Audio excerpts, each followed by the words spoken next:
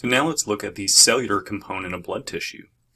These cells and cell fragments are collectively referred to as the formed elements. So the formed elements consist of the leukocytes, which primarily function in immunity, the erythrocytes, which are the red blood cells, which function to carry oxygen, and also the platelets, which are cell fragments that contribute to forming plugs in broken blood vessels until clots are able to form.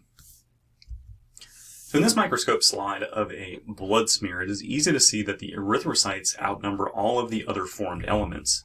The erythrocytes are the most abundant of these formed elements. So next we'll see how to examine the various components of blood. So in order to analyze blood, it would have to be drawn by syringe and then placed into a tube that's coated on the inside with heparin. And heparin is an anticoagulant, which is going to prevent the blood from clumping and coagulating when it is drawn from the body. So as we'll see later in this module, blood has a tendency to coagulate when it pools and then stops flowing. Then, once we have our sample of blood, that sample of blood can be centrifuged. And centrifuging the blood will separate out the various components. We'll see that the heavier elements like the cells will be pulled to the bottom of that centrifuge tube, while the lighter elements will remain towards the top of the tube. So after drawing blood, the blood sample is centrifuged, and this is going to help to separate the heavier elements from the lighter elements. The exact same separation would occur if we allowed the sample to sit for many days. The force of gravity would draw or cause the cells to collect at the bottom of the tube, and the liquid elements to remain at the top. The centrifuge is simply speeding up this process. So instead of waiting several days for the elements to settle, the centrifuge can separate them in just a few minutes. So after centrifuging, we would see three distinct layers. The top layer consists of the plasma, since it is the lightest layer, being made of water, electrolytes, and proteins.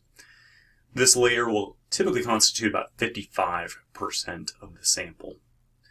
The middle layer consists of primarily leukocytes and platelets. It is a very thin layer, and it is white in appearance. And this layer is referred to as the buffy coat because the prefix buff means white in color. It generally constitutes less than 1% of the entire blood sample. And finally, we have the bottom layer, which consists of the erythrocytes, as these are the heaviest and the most dense elements of the blood. And on average, this is for both adult males and adult females, this part of the sample constitutes about 45%. So that is, erythrocytes constitute about 45% of that whole blood sample. For a moment, let's examine the erythrocytes. The percentage of erythrocytes in a whole blood sample is referred to as the hematocrit. Adult females have on average about 42 plus or minus 5% hematocrit. The plus or minus 5% denotes the typical range for a population of adult women. This means that the hematocrit can be as low as 37% or as high as 47%, because we're simply adding 5% to the average of 42%. Adult males average roughly 47% hematocrit, plus or minus 5%. And again, here the plus minus 5% denotes the typical range for a population of adult men. This means that hematocrit can be as low as 42% or as high as 52%. Testosterone, which is a sex steroid hormone, is a stimulus for erythrocyte production. High testosterone levels generally correspond to higher erythrocyte production. So for this reason, males tend to have higher average hematocrit than females, since we'll see that males produce more testosterone than females do. We also see that endurance training enhances erythrocyte production. So endurance athletes tend to have a higher hematocrit.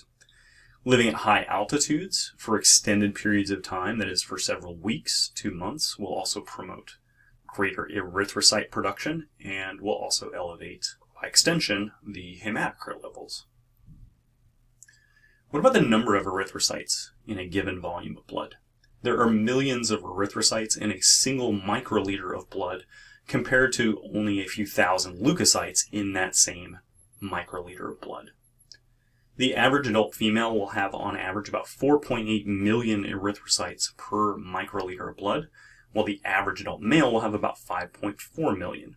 So again, here the increased Testosterone production by males will account for the higher number of erythrocytes that we see.